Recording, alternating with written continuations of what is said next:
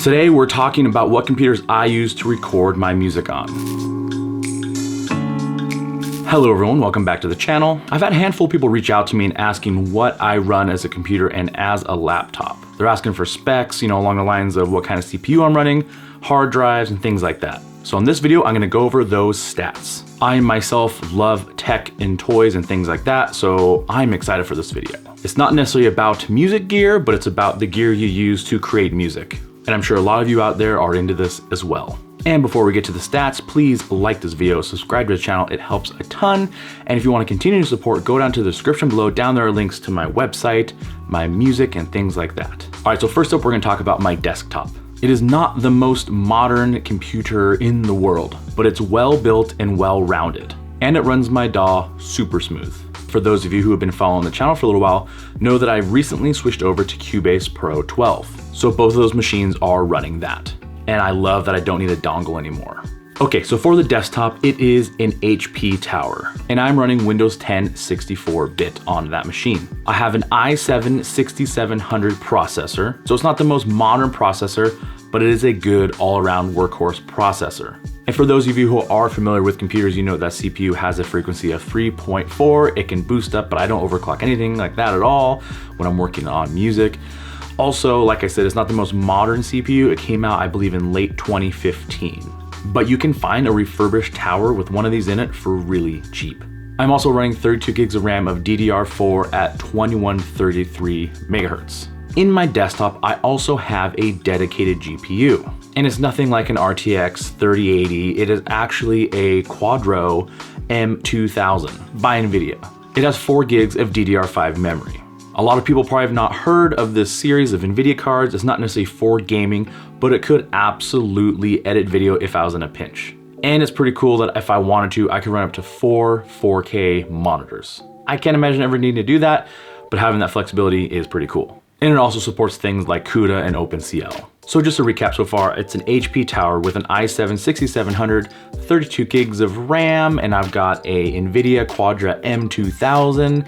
I also have 3 hard drives. One hard drive is just a terabyte of old school spinning disk love at 5200 RPM. I rarely ever use that hard drive. Sometimes if I have a bunch of projects I'm working on, I might dump it there to kind of put it in a holding pattern and then bring it back to my SSDs. So my SSDs, I have 2 of them. Both of them are about 250 gigs. And the reason they're only 250 gigs is because if you've been following the channel for a while, you know that I don't like to store a lot of things on one hard drive. So when that hard drive starts getting full, which is usually during the end of a project, I am then forced to then archive it on my home NAS. I've had a situation in the past where I had a terabyte of SSD and I would just save stuff on there. I wouldn't back it up. I got lazy and then I lost some stuff. So now I work on smaller hard drives, so I'm forced to back it up to my NAS. So the 2 SSDs, one of them is where all of my operating system lives and my Cubase and my plugins and all those things. The other SSD is where my projects live. And just for good measure, of course, this tower comes with a handful of USB 2 and USB 3 ports. And if you can see behind me, I also run a 40-inch Samsung 4K television monitor for both of my computers. I have an edited computer, I'm not really talking about that one, and then my music production computer, that's the one I'm talking about.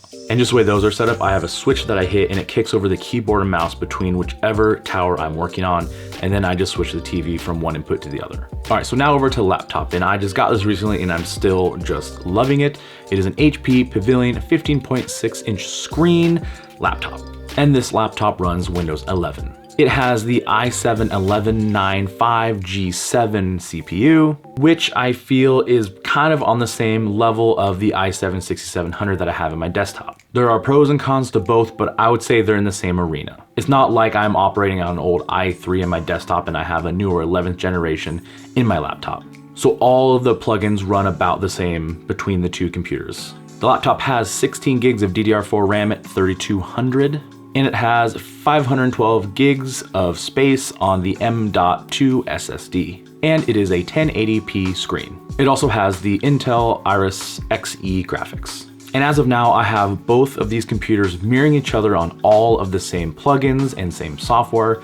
Really, the only difference when it comes to software and plugins is one is running Windows 10, which is the desktop, and the other one, the laptop, is running Windows 11. Other than that, they are really on the same plane in a lot of ways. If for some reason my desktop were to just completely stop working, I could actually just plug in my laptop to a few things and I'd be up and running as if nothing happened. The downtime would be approximately 10 minutes as I move some cables around. So like I said, my desktop is a little bit older. I believe it was built in 2016 with, at the time, it was a lot of, higher end parts. But all these years later, it still is a rock star, and it kind of goes to show you don't need new modern technology to run DAWs well. Sometimes I have a ton of plugins running that are very intensive and the computer handles it no problem. So that is kind of my overview on my two computers that I use to work on music, my mobile rig and my at-home rig. If you have any questions, please comment down below, and also comment below on what you are using as a computer, mobile or at home. I'd love to hear what you have to say. Until next time, see you later.